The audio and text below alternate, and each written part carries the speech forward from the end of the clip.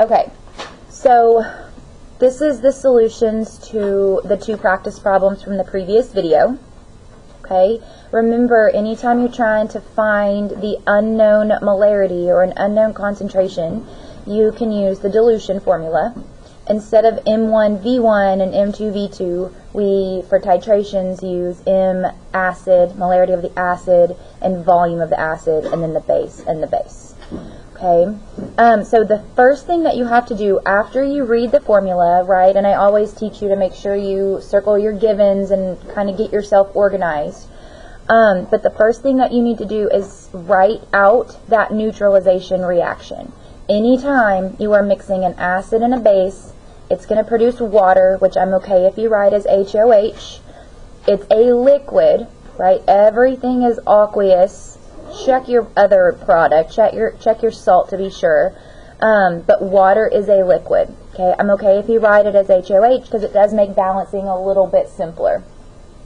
Okay, so anytime you do a neutralization, you need to write your acid and base. Make sure the formulas are correct, right? Get the charges in swap and drop, and your product will be water and then the salt from the other cation and anion. This one, after you balance it, ends up being a 1-to-1 ratio. Okay, so that's awesome. When it's 1-to-1, then your calculation is as easy as the dilution formula. You don't need to do Stoich. So, whenever you're doing something kind of complicated like this, I want you to go ahead and get all your givens together and what you're wanting. Okay, so you were given 50 mils of a solution of sodium hydroxide. Now, you can't use milliliters, so you need to get that into liters. Okay, so jot that down. Sodium hydroxide is 0.050 liters. And then you were also given 75 mils and 0.8 molar hydrobromic acid. Okay, so 0.075 liters, you can't have mils, and 0.800 molar. Okay, so my acid, I have my molarity and my volume. So M acid is 0.800. My volume of my acid was 0.075. Since the mole ratio is 1-to-1, I just get to use a normal equal sign, right? I don't have to worry about leveling the playing field with that mole ratio. Okay, and then my base, I don't know the molarity, and I was given 0.050 liters. Okay, and then now it's just solving. And I have that over here to make sure I give you the right numbers. After you rearrange your formula and solve for the unknown concentration of this sodium hydroxide, you get 1.20 molar sodium hydroxide. Okay, and sig figs, you want 3. Because in all of your knowns, you had 3 sig figs. All of your givens, you had 3 sig figs. So it's as simple as that when it's 1-to-1 ratio. It's easy peasy. Y'all are good at that already. Okay, when it gets a little prickly is like in number 2. Okay, so after you read the formula, after you read the problem, you're going to need to write your neutralization reaction. Your acid was nitric acid, meaning a hydrogen plus nitrate. Okay, that comes out to be HNO3, and remember to put aqueous. And calcium hydroxide, which is CaOH2, because once you swap and drop your charges, that's your formula, aqueous. And then, of course, you know it's going to produce water and the salt, right? The ionic compound between the cation from the base and the anion from the acid. When you get this balanced, you can see that your acid and your base are not in a 1-to-1 ratio, right? So what you have to do for step 2 is take into account that your acid and your base are not 1-to-1, okay? Before you do that, get yourself organized. First, change all of your milliliters to liters, right? Don't use mils on accident. Okay, then kind of organize your wanted and your givens. Okay, I was given everything I need about my base. Okay, I was given my volume and I was given my molarity.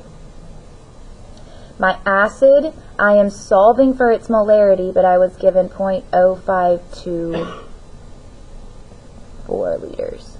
Gosh, hopefully you can see that. Sorry I don't have that screen pulled down, guys. Okay, so you're going to start it just like you would normally, right? Instead of acid and base, guys, I'm going to use M1V1 again because we're starting with our base. We're not starting with our MAVA because I was given everything I need about my base. M1V1, I can't use the equal sign. They are not equal. Instead of the equal sign, I'm going to use a mole ratio. Okay? And then I'm solving for the molarity of this acid, so I'm just going to plug in V2. Okay? So you're going to plug your numbers in. Molarity 1 is 1.10. I'm going to do it over here so we have more room. What are your units for molarity that I can plug into a problem, like a stoichiometry problem? It's not capital M. What does capital M represent? Moles over liter, right? It's just like kilometers an hour or meters per second. Okay, so moles over liter. There's my first conversion factor. Okay. My next thing that I need to be plugging in is the volume, right? 0.060 liters. Now, normally, if you wanted to put 0.06 liters in a fraction, you would do liters on the top over 1.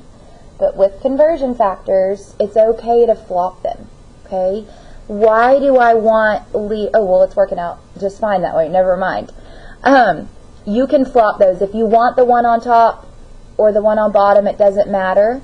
But you want to just put liters where you can cancel it out. Okay, so in this case, it's going to go on top. All of that explanation was for nothing. Right, so what is my volume of my first solution I'm looking at?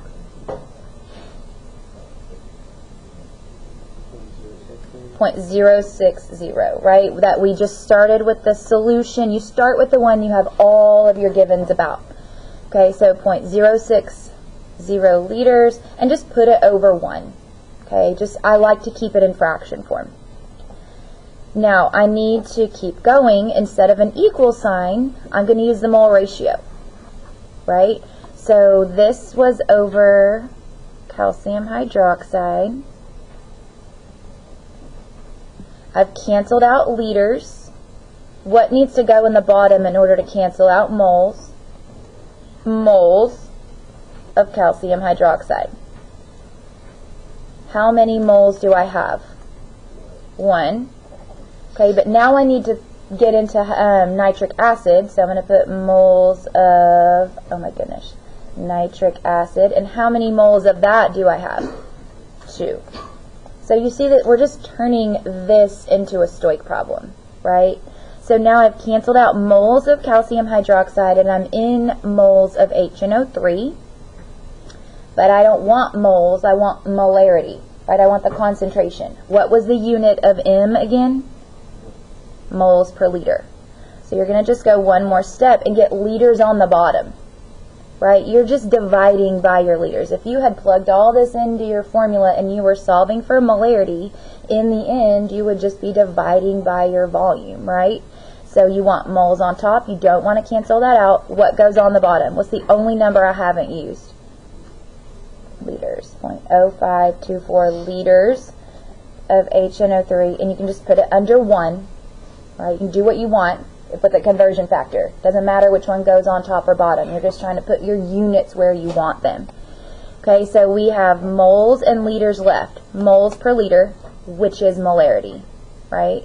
So you have, when you plug all this in, 1.10 times 0.060 times 2 divided by anything on the bottom, 0.0524, you get 2.54 moles per liter, which, how do we write that on a solution? Capital M, molar HNO3. Okay, so this is as complicated as it's going to get, guys, when you don't have that mole ratio. I'm going to finish out that key when you don't have the 1-to-1 ratio. I'm going to finish out this key because you're still going to have to stumble through some of these problems. Like, I can see your faces right now. You're stressing out a little bit about this. Some of you don't. right? It's just Stoich, solving for the unknown concentration. So I'm going to put this video on It's Learning. I'm going to finish the key, also putting it on It's Learning. Tutorials, B-Lunch, all of your chemistry teachers. And when we do lab tomorrow, hopefully that will help as well, doing it in real life. Let's